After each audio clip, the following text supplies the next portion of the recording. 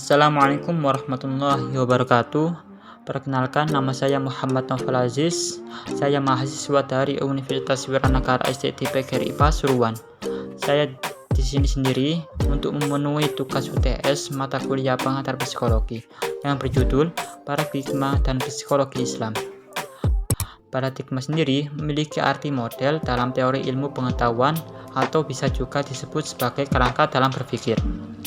Sedangkan psikologi Islam adalah suatu bentuk psikologi berlandaskan citra manusia menurut ajaran Islam yang mempelajari keunikan dan pola perilaku manusia sebagai ungkapan pengalaman interaksi dengan diri sendiri, lingkungan sekitar, dan alam kerohanian dengan tujuan meningkatkan kesehatan mental dan kualitas hidup keberagamaan atas dasar nilai luhur Islami untuk mencapai kebahagiaan hidup di dunia dan di akhirat.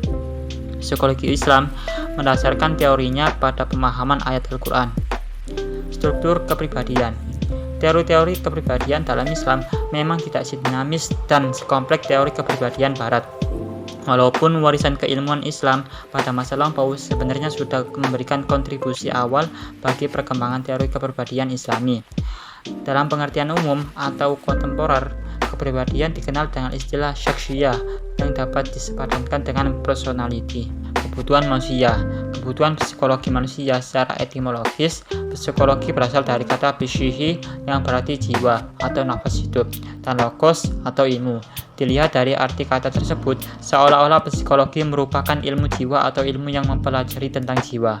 Jika kita mengacu pada salah satu syarat ilmu, yakni adanya objek yang dipelajari, maka tidaklah tepat jika kita mengartikan psikologi sebagai ilmu jiwa atau ilmu yang mempelajari tentang jiwa, karena jiwa merupakan sesuatu yang bersifat abstrak dan tidak bisa diamati secara langsung.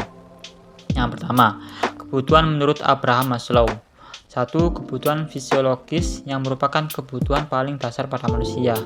Kedua, kebutuhan rasa aman dan perlindungan dibagi menjadi perlindungan fisik dan perlindungan psikologis. 3. Kebutuhan rasa cinta, yaitu kebutuhan untuk memiliki dan dimiliki, memberi dan menerima kasih sayang, kehangatan, persahabatan, dan kekeluargaan. 4. Kebutuhan akan harga diri dan perasaan dihargai oleh orang lain, serta pengakuan dari orang lain. 5. Kebutuhan aktualisasi diri. Ini merupakan kebutuhan tertinggi dalam hierarki Maslow yang berupa kebutuhan untuk berkontribusi pada orang lain atau lingkungan serta mencapai potensi diri sepenuhnya. Yang kedua, kebutuhan manusia pada dasarnya. 1. Kebutuhan jasmania, termasuk keamanan dan pertahanan diri berkaitan dengan pemeliharaan dan pertahanan diri yang sifatnya individual. 2. Perhatian dan kasih sayang. Kebutuhan ini berkaitan erat dengan kebutuhan untuk memiliki, bisa berupa kebutuhan untuk diperhatikan, diterima, dan diakui teman. 3.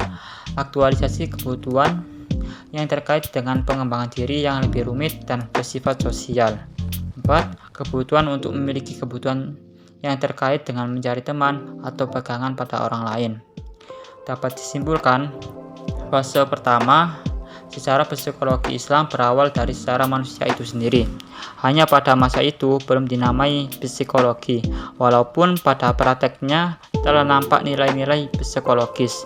Psikologi saat itu hanya masuk dalam piranti etika dan filsafat. Proses penirguan ini dalam psikologi dikenal sebagai asas perilaku dan teori modeling Albert Bandura. Sekian dari saya. Wassalamualaikum warahmatullahi wabarakatuh.